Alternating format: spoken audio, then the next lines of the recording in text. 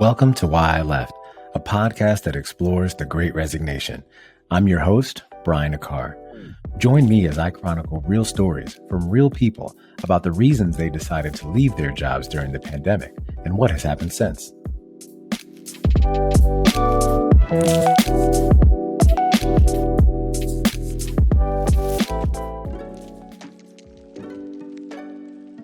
Hello, and thanks for tuning in to this episode of Why I Left.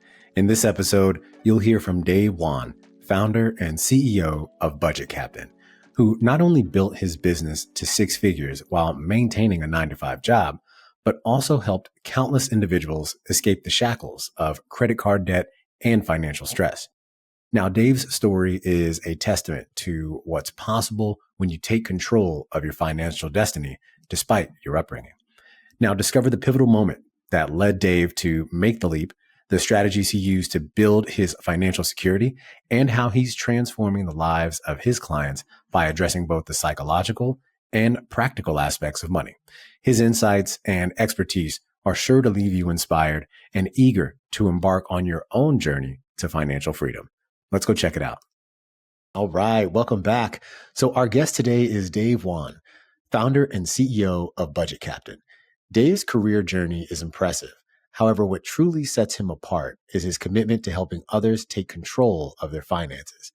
Now, his holistic approach to financial transformation has helped countless individuals eliminate credit card debt, stop living paycheck to paycheck, and save more consistently. Now, with a remarkable track record that includes a 90% success rate in freeing clients from credit card debt within the first 12 months, Dave's insights are invaluable for anyone seeking financial stability and independence. So Dave, welcome to the show. How you doing? Hey, Brian, super excited to be here. Thanks for having me. Absolutely. So I'm excited to have you on this show too. Look, I'm one of those LinkedIn evangelists, right? So I'm always on the platform, and we met in the comments of LinkedIn under a post of one of my former guests, Dennis Geelan. So huge shout out to him. And so I'm really glad that we did. And before we kind of talk a little bit about, Budget Captain, all of your work, tell us a little bit about, your upbringing and your professional background. Absolutely. My parents are immigrants of South Korea. They came to America. My dad came here when he was in his mid-20s. My mom came here when she was in her early teens. They ended up meeting. But growing up, my parents, just like a lot of other immigrants across the country, struggle financially. And so growing up, I just did not want to experience what they experienced. I wanted something better for my future and the generations to come. So it really motivated me to learn more about money at an early age. So that's when it started. I went to the Air Force Academy, graduated from there in 2010. And after that, I became an officer, second lieutenant in the Air Force, was living out in the DC area, went back to LA where I'm originally from.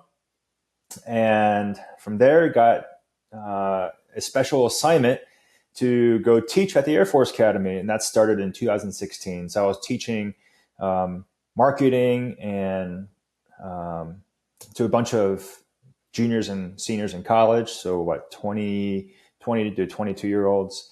And that's where my love for Budget Captain, or that's how Budget Captain started unofficially, is in the classroom, spending the last 5 minutes of class teaching these kids about basic stuff about personal finance. So that's where it started, and it's evolved to what it is today. No, that's awesome to hear. And so that upbringing, well, like you mentioned, you didn't want to struggle like you potentially may have saw your parents. How did some of that messaging resonate with some of the folks that you were talking with now in that junior senior category? Yeah, I think it built a lot of trust immediately because they were able to relate to me, and some of the struggles that we went through growing up are some of the same struggles that millions of Americans go through. And so coming from with that disposition just built up immediate trust, and it allowed me to speak from that lens, and it was a hit right off the bat. No, definitely. I'm sure that's super impactful. So I got my origins from a show standpoint back in 2020. Well, not really in 2020, but in 2021. But the show started because of the pandemic. So I'd love to take you back to that time. March of 2020. Obviously, we're far removed from that now, but the pandemic starts. So talk to us a little bit about how the pandemic affected you. Well, I left the Air Force in 2019. That was fall of 2019. And shortly after that, I jumped into the private sector and started working as a sales guy for a cybersecurity company. So COVID happened, and that impacted me because I was driving from Colorado Springs to Denver every single morning. So that COVID really shut down or eliminated my drive time in the morning and afternoons. But it really just and seeing all the layoffs just really helped me reevaluate like what control do I really have. And at that point, I've already been doing budget captain for 4 years or so. And so it really just like incentivized me to continue growing my business as fast as possible while having that full-time job. So that's the thought that was in my head when COVID happened. No, that's great. And when you think about that time, that whole time period, what are some of the learnings that you started to pick up?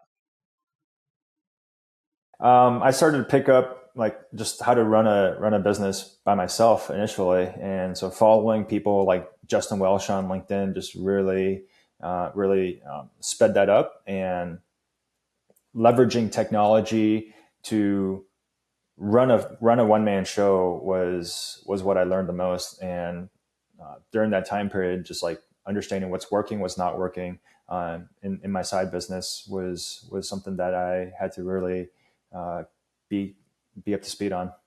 Oh, definitely. Is there anything that you would have done differently? Like looking back now, is there anything you would have done differently during that time? I would have liked to have started my LinkedIn journey and my social media journey like way earlier.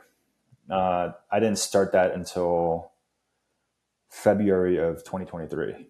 So I wish I started writing on LinkedIn and sharing my message and sharing my story as early as possible. But that didn't happen until later. No, that makes sense. Yeah, I think it's one of those things, and I think now, and especially with folks like Justin and a lot of others, that it's becoming a bit more prevalent and a bit more well known for those Mm-hmm. reasons, right? Yeah. Like for me, I've grown the show because of LinkedIn.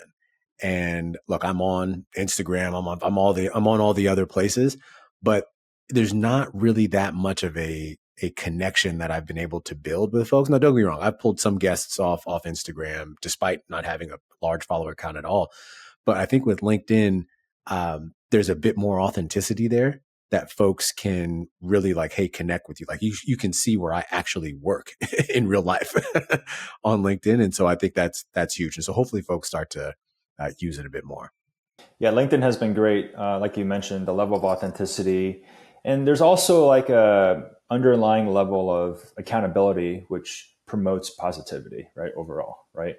Because if there was no accountability, people would just be saying whatever they want without any repercussions. But on LinkedIn, there is that accountability, and it's just like being in a workplace. I just see it as a massive networking opportunity, right? And so it's like happy hour, like 24/7 on LinkedIn. Yeah, That's how I that's see great. it. It's like, hey Brian, what's up? You want to grab a beer? Hey, tell me what you're about. And what you're about is like your post, and I'm like, oh, that's a great idea. So like my response would be like a comment. Yeah. So there's a lot of parallels there, but it's really exciting and just a great platform to be on. Yeah, absolutely. So, look, after being in your last company for around 3 years, you decided to leave your job in December of 2022. So, ultimately, why did you leave your job? As an entrepreneur, the reason why I did Budget Captain is because it's my passion. I come from a family that really struggled with money, so it has been my passion and purpose to help others not experience the pain that I did. And so once I was able to kind of figure that out, I ran with it.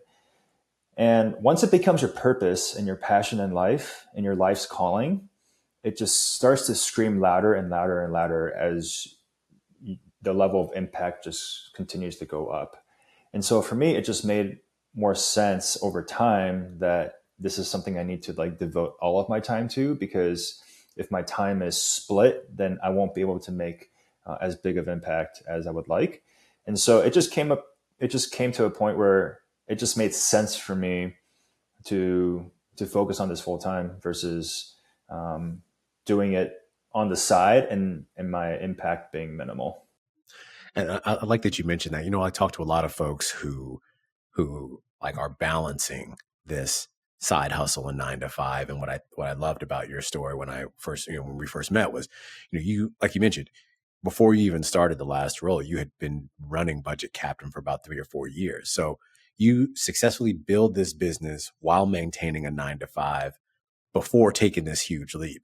So was there a time, or like when did you realize that it was like now was the time to pursue this full time?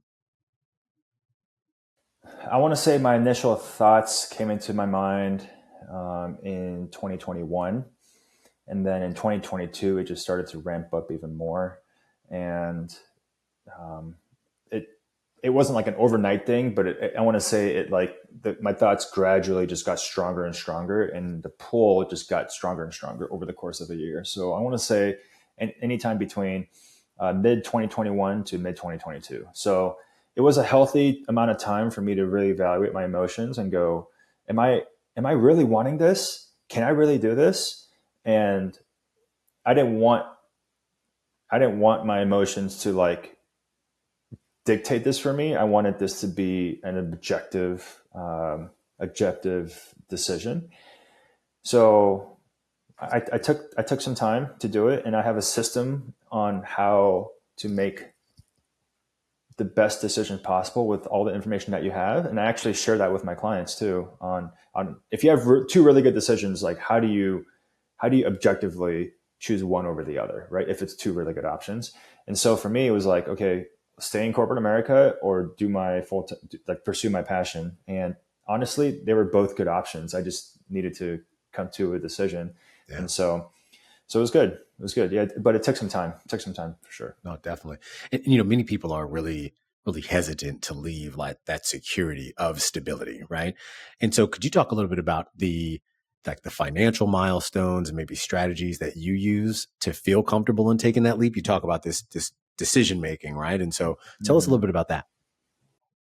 So So when it comes to financial stability, I think it's really important for just people to evaluate their own life and go, okay, like where am I at currently? So if your business is making, bringing in X amount of dollars a month, like understand that, but like how much money do you really need at the minimum to just like survive and keep the lights on and feed your family at the minimum? And so it's really important to understand that on a monthly level. And I think it's really healthy for people to have at minimum 6 months of savings, but then, I ramped it up to multiple years. So I made sure that in 2020, 2021, 2022, I had several years in my savings to make sure that my family was taken care of, because my wife's, she quit her, occupational therapy job during COVID. And so now we have two young kids. So I had to take all that into consideration to figure out what number I need to hit in order for that to happen. So, Wow, that's even more impressive now that I hear about it, right? Because that's a lot to take into consideration in that regard. So no, I appreciate you mentioning that. another thing One I of the, wanted, oh yeah, go ahead. another thing I wanted to mention is when you're an entrepreneur and you go on your own, when it comes to stability and security, um, I've learned that security is a ruse. Like, uh, even like a corporate job or like a government job or whatever that is, like you think those paychecks are stable, but it's actually not, right? And even if they are, it doesn't really give you the peace that you would want in your life. And so, um, security for me, financial security for me, is more than just numbers. It's the underlying piece that comes with the situation overall, right? So it's not just numbers, but it's like everything else that you take into consideration. Oh, that definitely makes sense. One of the things I noticed also in your bio was this, and I'm really interested in this holistic approach to this financial transformation, right? And so you talk about addressing psychological and practical aspects. So could you maybe elaborate a little bit more on how you help people eliminate credit card debt using this type of approach? Yeah, great question, Brian. A lot of the advice out there when it comes to paying down debt is very practical information. Like, oh, you have $40,000 in credit card debt at 25, 30% interest rate. One way to do that is to bring down your interest rate. So make sure you negotiate with your credit card company, and maybe you could bring that down from 30 to 10.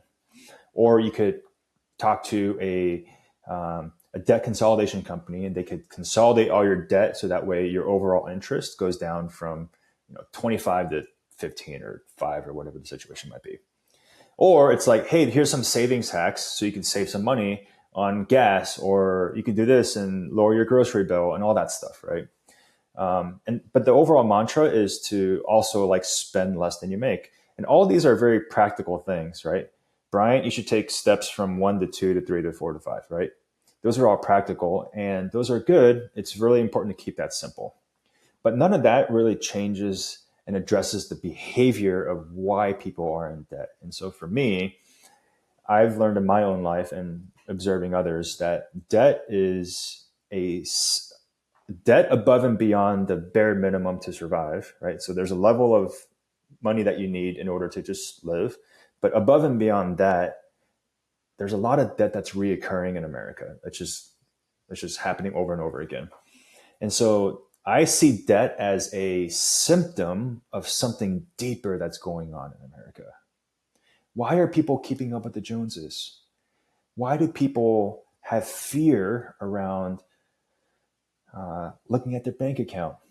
Why do people binge spend? Why do people have go have crazy amounts of retail therapy? And so there's a deeper reason, and I believe that reason is there's a void in our lives, and we're trying to fill that void with materialistic things that we think is going to fill that, right? So it's important to address why that's happening. And I describe that why, and I describe that situation as addressing somebody's like psychological barriers, right? And a lot of those psychological barriers is actually rooted and formed from our childhood. The University of Cambridge, back in 2013, did a study. And the result of that study was that people's money behaviors and people's money habits are formed by the age of 7. So what happened up to from birth up to 7 years old? What happened? So childhood trauma, I hate using that word, but it's true, childhood Right. trauma, and your experiences and influences, whether positive or negative, all of that collective experiences really dictate how you spend money as an adult and behave as an adult. And so it's really hard to change that behavior. And so today's advice is like all practical advice, like spend less than you make. And that advice is the same as, is no different than you need to go work out 5 days a week, or you need to eat this type of food to be healthy. But why do people struggle despite like the very practical steps or the plan that they're given? Right. It's no different with money, right? So there's a deeper reason as to why that's happening. And so once you're able to identify what that invisible barrier or the psychological barrier is in your mind, you need to first identify it. You need to check it, right? You need to go through it. Is there evidence supporting why I'm feeling that way or why things are happening the way they are? And then be able to heal from that.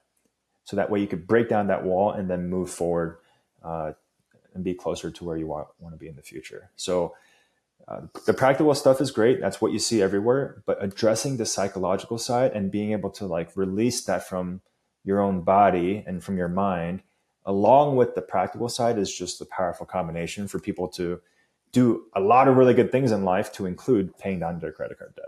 Yeah, definitely. There's that what I'm, a key theme I'm hearing in that is there's a level of intention that needs to happen in not only clearly like understanding your why, but then now once you get past that, then you get to the practical stuff, right? That here's what you actually need to do, right? So I Yeah. love that you mentioned that. It happens like right after, it happens one right after the other, right? Yeah, Because imagine just focusing on the psychological and going, "Hey, Brian," or, hey, whoever, here's what's going on. And oh boy, like for me, I had a large amount of subconscious fear of the unknown and subconscious fear of uncertainty. That was deeply rooted in my childhood. That really, some things happened in my life for me to like wake up and go, wow, that's what's happening. But until you bring the subconscious to the conscious level, like you can't really do anything, because 95% of our thoughts are subconscious, right? They're deeply rooted from our childhood. And so until you like bring that to the conscious level and then be able to like use your logical brain to work on it, change is not going to happen. yeah, no, definitely. One of the stats that I noticed about you that I was really impressed with was 90% of your clientele become credit card debt free within the first 12 months. So, what are some key strategies or principles that you implement to help them achieve such type of remarkable results? Yeah, so I have you know, as an entrepreneur and business owner, it's important to like target a specific crowd of people. And the types of people that I target on the B2C side of my business is six figure earners.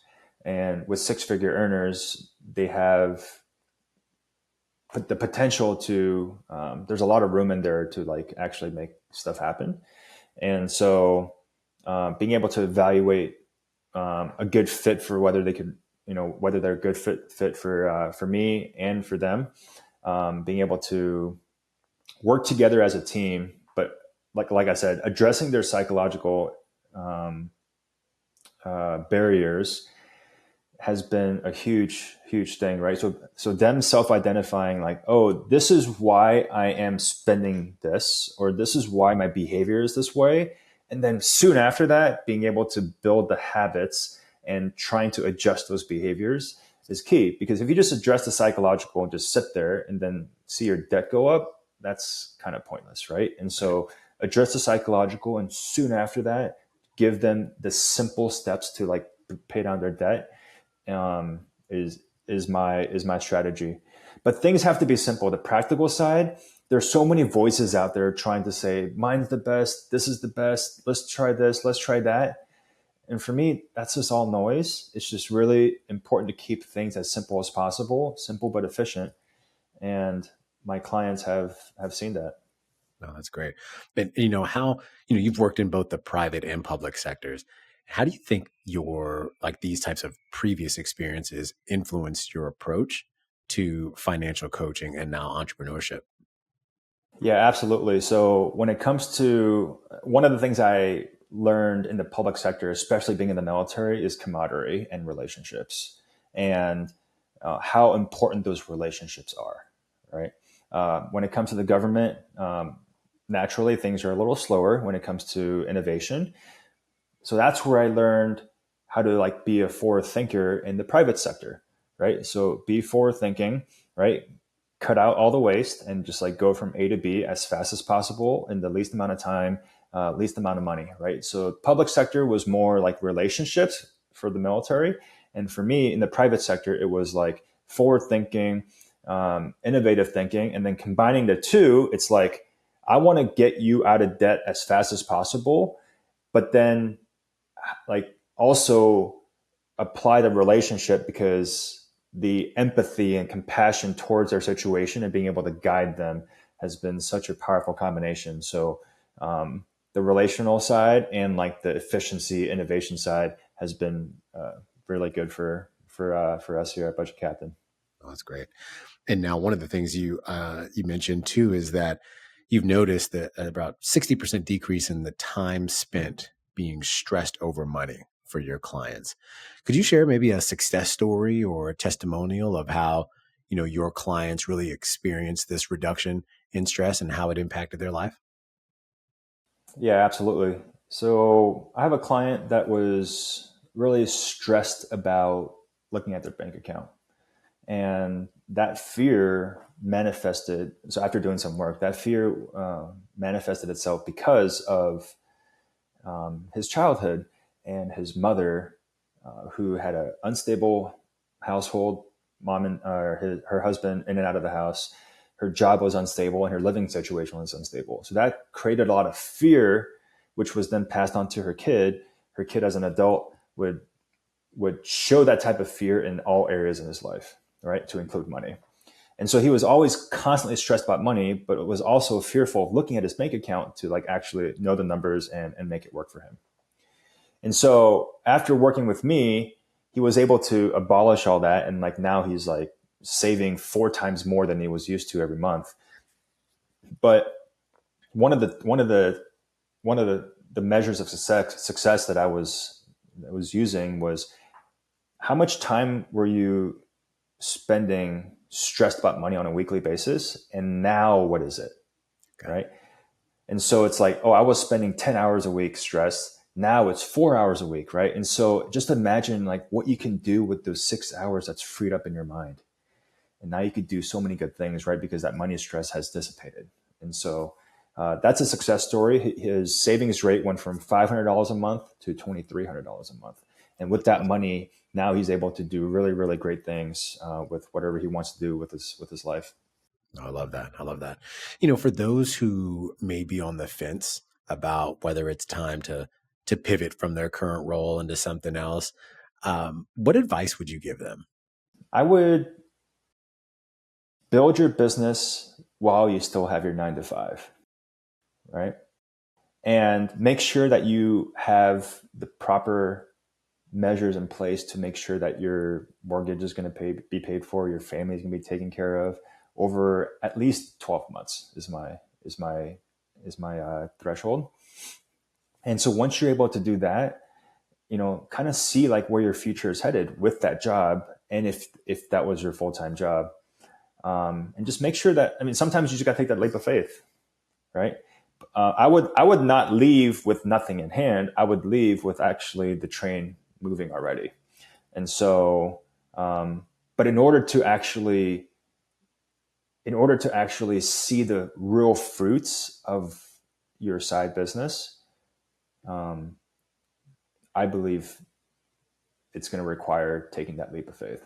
Oh, that makes But sense. another thing is, like, if you have been successful in the private sector, I believe, I know the job market can be a little shaky, but I believe the chances of you being able to come back is important. And never burn bridges, right? Never burn bridges with your former employer or anything like that. I think it's important to, yeah, it's important to do that. I kind of see it as somebody starting college and then they go pro, but you're not really sure if you're going to make it in the pros, but you still go for it, right?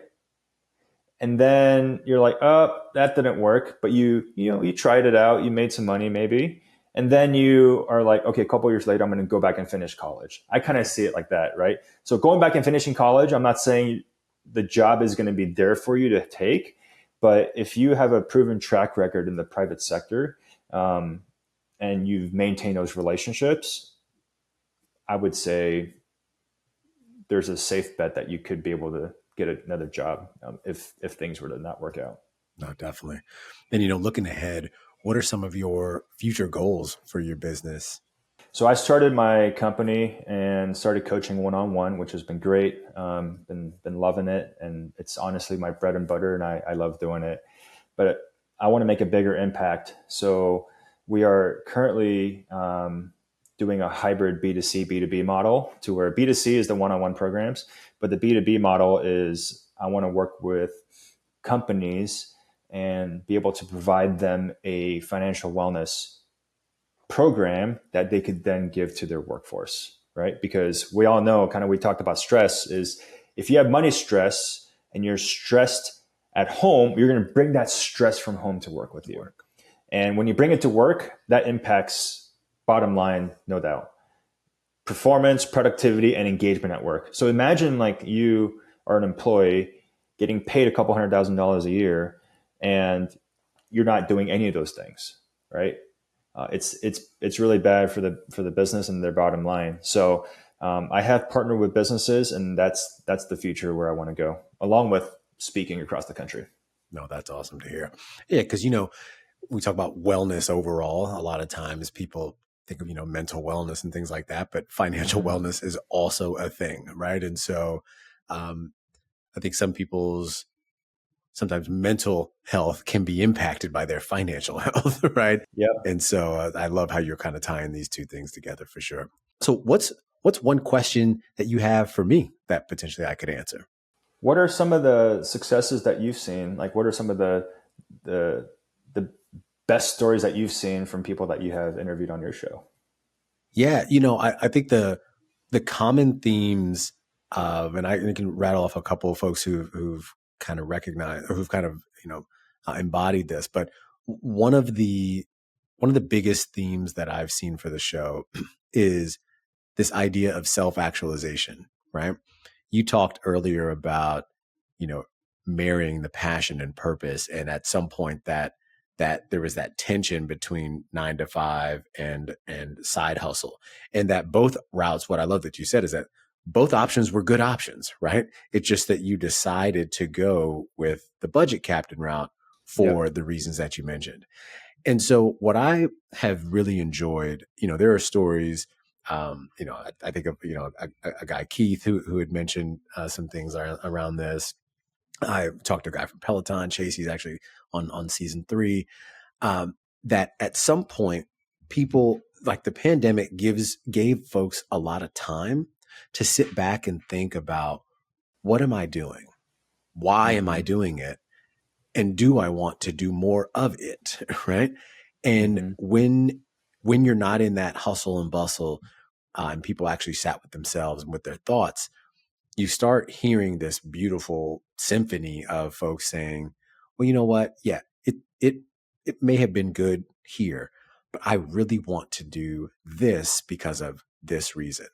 And I love kind of really getting that out on the show, because one of the constant themes of feedback that I get is that people can often see themselves in my guests, right? And so the theme, it's no coincidence, right? I mean, when I came up with the theme, I didn't know where some of the conversations were going to go, but when I talk about real stories from real people, I can actually say, now, yeah, these are real folk. Dave Wan is a guy that you would meet anywhere here or otherwhere. Like he is you, right? There are other folks, we're going through the same things. And I love that, right? And I've had executives, frontline workers, middle management, all of the things, and all of the folks on the show from a representation standpoint. And I love that. And so really some of the best stories have been those stories of, you hear someone's evolution that may have been brewing before the pandemic, but that the pandemic really kind of opened that up for them. And that's been beautiful to kind of be a part of, to be honest. No, absolutely. I love it. And so, look, I think this was a great conversation. What I love about this is that there are folks, credit card debt is I mean, hell, I'm in a little bit of debt too, not too crazy, but a little bit, right? But I love the fact that you're getting this information out there, and you're using LinkedIn, obviously a platform I'm very fond of, to kind of build this platform. So I appreciate you coming on the show today to kind of share this information, and would love for you to tell everybody where they can find you and support you online. Yeah. So my name is Dave Wan, WON, on LinkedIn.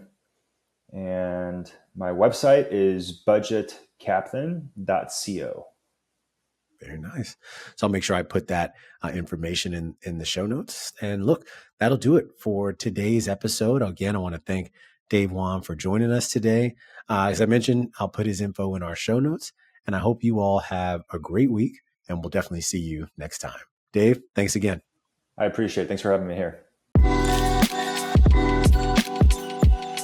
Thanks again for listening to Why I Left. Be sure to join us next time for more stories from the Great Resignation.